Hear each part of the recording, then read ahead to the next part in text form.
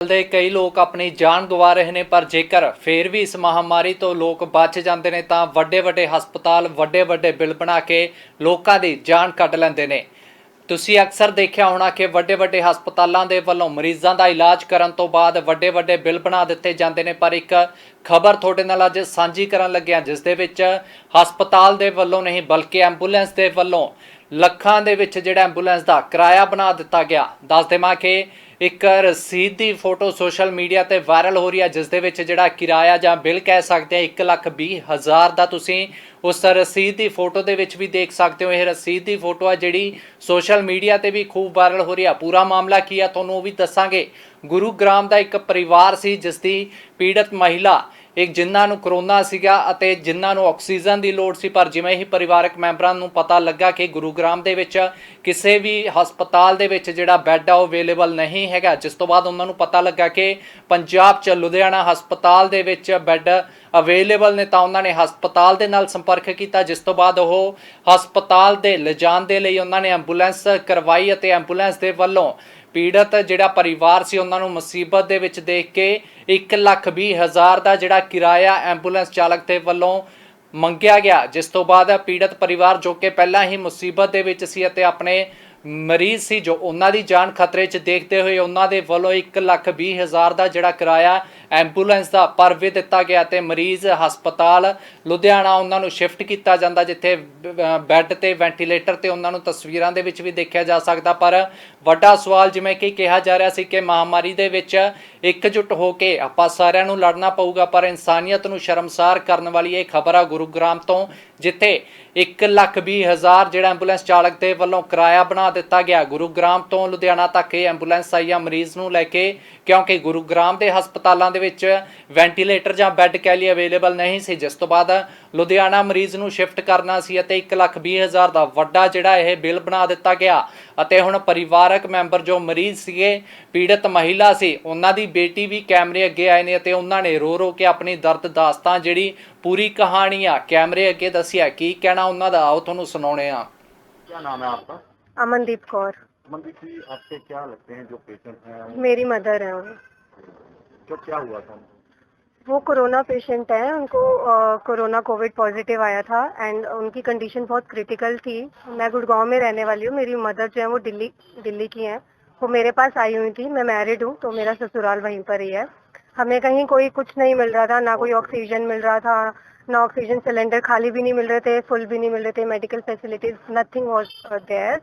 और मेरे घर के पास एक हॉस्पिटल था, सत्यम मेडिकेयर हॉस्पिटल। मैंने उनको बहुत रिक्वेस्ट करी कि मेरे पास ऑक्सीजन कंसंट्रेटर है, समहाउ मेरे ऑफिस ने मुझे प्रोवाइड करवाया। They are also helping a lot to me in regard of oxygen concentrator and meal facilities also, क्योंकि मेड नहीं आ सकती कोविड के घर में।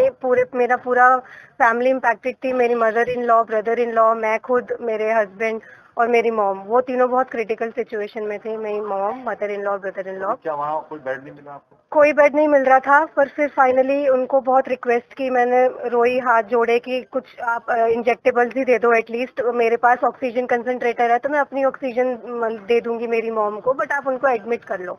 समहाउ दे अग्रीड कि ठीक है हम कर लेते हैं, बट आप ऑक्सीजन अपना ही लेके आ पाओगे, क्योंकि हमारे पास इतना अरेंजमेंट नहीं है, क्योंकि वो बहुत छोटा सा हॉस्पिटल था। कैसे आ गए? यहाँ हमने बहुत ट्राई किया, हमें कुछ अवेलेबिलिटी वहाँ दिल्ली, एनसीआर, गुड़गांव, फरीदाबाद कहीं कोई बेड नहीं मिल रहा था जहाँ ऑक्सीजन फैसिलिटी हो। Somehow we got to know कि यहाँ लुधियाना में एक बेड अवेलेबल है। हमने इनसे बात करी, हमने इनको क्रिटिकल सिचुएशन बताई कि बहुत ज़्यादा क्रिटिकल सिचुएशन है, मेरी मदर की ऑक्सीजन 60s 50s में ड्रॉप हो रही थी। देन दिस हॉस्पिटल अग्रीड, ठीक है आप ले आओ। तो हमने यहाँ बेड बुक उनको बोल दिया था कि हम ऑन द वे बस लेके आ रहे हैं, जैसे ही उन्होंने परमिशन दी। तो मैंने एम्बुलेंस के लिए ट्राई किया, बहुत सारे नंबर्स, फॉरवर्डेड नंबर्स आए मेरे पास एम्बुलेंस के लिए, बट कोई भी एम्बुलेंस जाने को तैयार नहीं थी।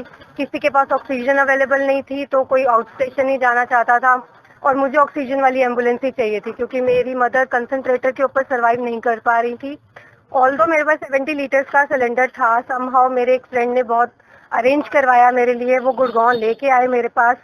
ये जो किया आपने, ये कहाँ से की ये एम्बुलेंस और कैसे इनको? मेरे पास एक फॉरवर्डेड मैसेज था जिसमें मैंने बहुत सारे एम्बुलेंसेज को ट्राई किया। वन ऑफ दैट पर्सन ये वाले थे, कार्डिया केयर जो एम्बुलेंस है।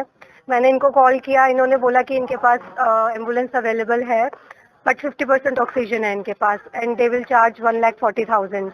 देन आई टोल्ड देम कि ये बहुत ज़्यादा चार्ज कर रहे हो आप, इतना तो फेयर बनता ही नहीं है गुड़गांव से लुधियाना का, और मेरे पास ऑक्सीजन सिलेंडर भी है 70 लीटर्स का। देन दे एग्रीड कि अच्छा ठीक है, आपके पास सिलेंडर है तो आप 20,000 कम दे देना, but still you have to pay like 1,20,000, इससे ज़्यादा हम कम नहीं कर तो आप सकते। यहाँ पे चेक किया आपने?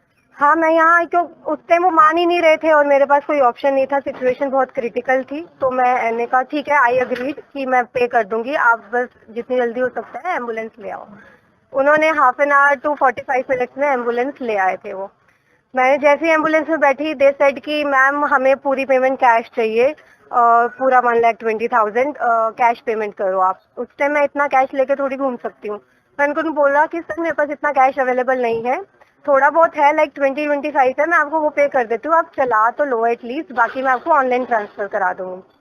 तो मैंने 20,000 इनिशियल अमाउंट उनको पे किया, थोड़ा सा आगे हाफ एन आवर ही गए होंगे, then they again started demanding कि मैम बाकी की पेमेंट कराओ, हमें पुश आ रहा है, हमारे ऑफिस से हमें गालियां पड़ रही हैं कि पेमेंट नहीं ली तुमने अभी तक, कितनी देर हो गई है एंड ऑल। देन मैंने अपने हस्बैंड को बोला कि आप बाकी के ट्रांसफर कर दो, उस टाइम मेरे पास ना कार्ड था ना कुछ था। 95,000 मेरे हस्बैंड ने ट्रांसफर करवाया उनके अकाउंट में, हाँ इनके अकाउंट में। इनके जो अटेंडेंट है उन्होंने मेरे साथ डिटेल्स शेयर करी उनके बैंक अकाउंट की, एंड देन मेरे हस्बैंड ने उनके अकाउंट में 95,000 ट्रांसफर कर तो दिए। अभी क्या कंप्लेंट किया आपने इसके लिए? कंप्लेंट मैंने ये की है कि इतना ज़्यादा चार्ज किया है इन्होंने, जो कि जायज़ अमाउंट बिल्कुल भी नहीं है। 1,20,000 कहीं से भी नहीं बनता। पूरे रास्ते मैंने अपनी ऑक्सीजन यूज़ की है 70 लीटर, सिर्फ 1.5 घंटा मैंने उनकी ऑक्सीजन ली है और वो भी उनकी बची है, जबकि उनके पास वैसे भी 50% ही किसको थी। कंप्लेंट की? मैंने ये स्लिप, मेरे एक दोस्त हैं नरेंद्र सिंह जी, जो कि बाबा अवतार सिंह जी गतका के उस्ताद हैं, उन्होंने ये स्लिप वायरल करी इंटरनेट पे। वायरल होते होते ये करेक्ट हैंड्स में पहुंची। ह्यूमन राइट्स के जो जलंधर के श्रीकांत जज जी हैं, उनके पास ये मैटर पहुंचा। उन्होंने मुझे कॉल किया, इन्वेस्टिगेट किया कि ये मैटर ट्रू है या ये कुछ फ्रॉड वगैरह है। आई एक्सप्लेन एवरीथिंग, मेरे पास सारे डॉक्यूमेंट्स थे, ऑनलाइन ट्रांजेक्शन थी, सब कुछ था, मैंने उनके साथ सब शेयर किया। पहले तो वो लोग नहीं मान रहे थे एम्बुलेंस वाले, बट जब प्रूफ्स उनको मिले तो वो उनको मानना ही पड़ा, क्योंकि ये बात बिल्कुल सच थी। वो अग्री हो गए कि मैम हम आपको ट्रांसफर कर देंगे आपका जितना भी अमाउंट था सारा, बट आप जो है आप इस मामले को रफा दफा कर दो। तो अभी आपने पुलिस में कंप्लेंट की? पुलिस में मैंने कल रात को कंप्लेंट कर दी है। दिल्ली में मैंने एप्लीकेशन भेज दी है। दिल्ली, जब ये पंजाब वाले के साथ हुआ था तो सारी मीडिया इन्वॉल्व हो गई, सबको पता चल गया था। तो दिल्ली पुलिस वाले, वो जो डायरेक्टर था इस एम्बुलेंस का, उसको पूरा दिन वो वहाँ इंदिरापुरी दिल्ली में बैठा रहा थाने में, क्योंकि उसके अगेंस्ट एक्शन था कि उसने ऐसा इतना चार्ज किया है। उस टाइम वो मानने को तैयार नहीं था कि मैं तो अवेयर नहीं हूँ, कि मेरे ऑफिस के स्टाफ ने ऐसा किया, मैं अवेयर नहीं हूँ। आपने कंप्लेंट किसको दी है?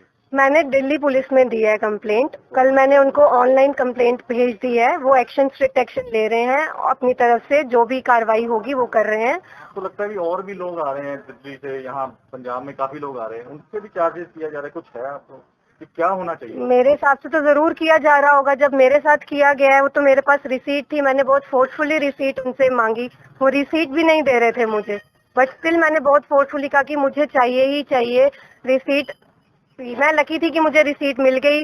मेरे पास लोग अच्छे थे जिन्होंने मेरी हेल्प करी वायरल कराने में, वो सही हाथों में पहुंची, और आज मेरे अकाउंट में वापस 1,20,000 पूरे आ चुके हैं। पर आप कहते हैं कंप्लेंट वापस हो जाए? नहीं, मैं वापस कंप्लेंट नहीं लूंगी। मैंने कल ही ऑनलाइन कंप्लेंट पूरी सॉफ्ट कॉपी भेजी है दिल्ली पुलिस को।